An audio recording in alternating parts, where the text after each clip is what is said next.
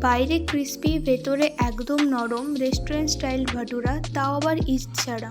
High, আমি কোয়েল। আজকে share করতে চলেছি ভাটুরা রেসিপি। প্রথমে একটা বড় বাটিতে ময়দা নিয়ে নিতে হবে। এরপর টক দই দিতে হবে।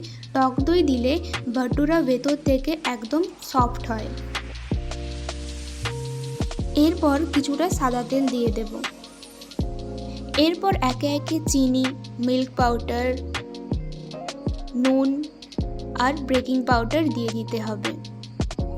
এরপর ভালোভাবে মাখানোর পর গরম জল দিয়ে দেব। তারপর আস্তে আস্তে ভালোভাবে ডোটা বানিয়ে নেব। তারপর এটি 1 ঘন্টার মতন রেস্টে রাখতে হবে।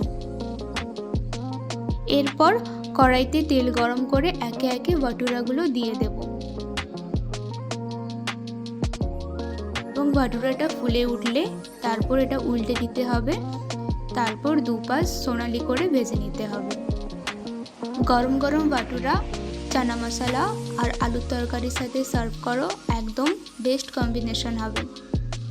ভিডিওটি ভালো লাগলে লাইক, শেয়ার অ্যান্ড সাবস্ক্রাইব করতে ভুলবেন না। বাই।